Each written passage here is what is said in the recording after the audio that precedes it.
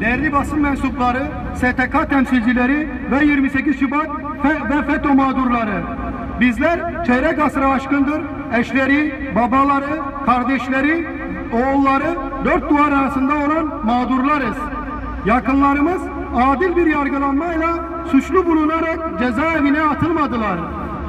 Kimisi 28 Şubat darbe sürecinin o meş'um döneminde Müslümanlara karşı yürütülen cadı avıyla gözaltına alındılar. Haftalarca işkence gördüler. Basın ve medyada afişe edildiler. Düzmece ifadeler kendilerine zorla imzalattırıldı ve dönemin DGM'lerinde yargılanarak uzun süreli cezalar verildi.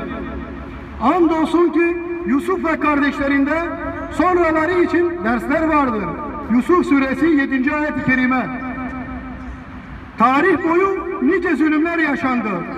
Ancak ders ve ibretler alınmadığı için zulümlerin bedeli ağır oldu.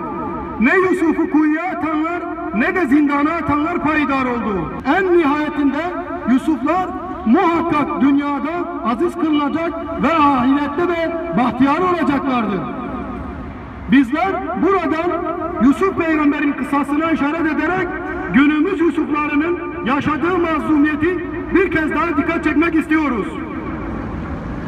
Onlar 28 Şubat'ın briefingli yargısı ile FETÖ yapılanmasının emniyet ve yargıdaki unsurlarınca 20-25 yılı aşkın zamandır zindanlarda olan Yusufilerdir. 1000 yıl sürecek denen 28 Şubat darbesinin bugün en etkin oluşuna ve Yusufilerin içeride bulunduğu durum şahitlik etmekteler.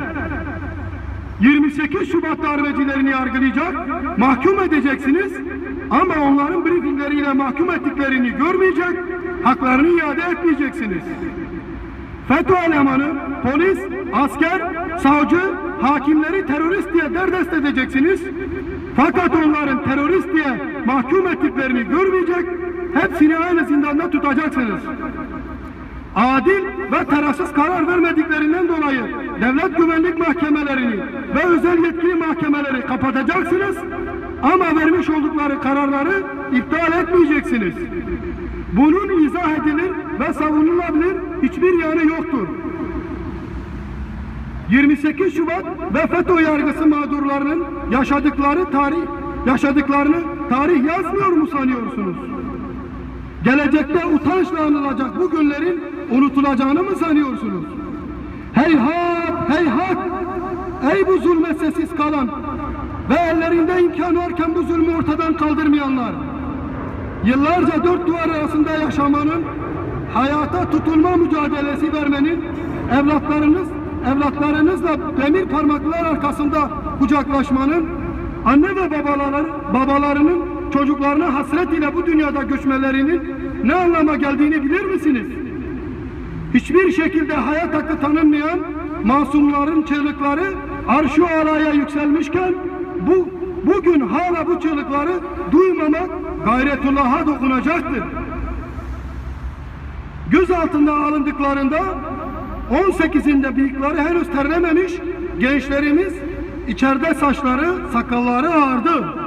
İçeride baba olanlar dede oldu, sağlam ve dinç olanlar kansere ve hepatit B ve değişik hastalıklarla duçar oldular.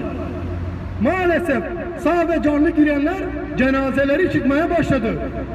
Kimisi de cezaevlerindeki kötü koşullardan dolayı cezaevinden çıktıktan sonra vefat ettiler. Aileleri dışarıda orta yerde kaldı.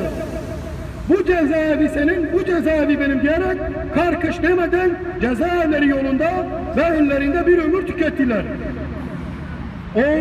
Oğullarına hasret anneler, babalar ciğerparelerinin ismini sahipleyerek bu dünyadan göçtüler. Babasız büyüyen yavrular büyüdü, anne baba oldular. Yetmez mi bu cezaevlerinde kimler bu kadar uzun süreli ve bu kadar sahipsiz kaldı? Darbeciler mi? Katiller mi? Tecavüzcüler mi? 28 Şubatçılar mı? Ajanlar mı? Hiçbiri. Hiç kimse bu kadar uzun süre kalmadı. Eşlerimiz, oğullarımız, babalarımız ne suç işledi ki bu zulümler onlara ve ailelerine reva görülüyor? Yakınlarımızın çıkması için elinden bir şeyler gelip yapmayanlar, onları içeri atanlarla aynı vebali taşıyacaklardır. Bu vebalin altından kimse kalkamayacaktır. Beklenti ve isteğimiz yıllardır haksız ve hukuksuz gerekçelerle işlerinden olan, okullarını bırakmakta zorunda kalan, fişlenen ve yıllardır zindana mahkum edilen 28 Şubat ve FETÖ yargısı mağdurları için adalet mekanizmasının işletilmesidir.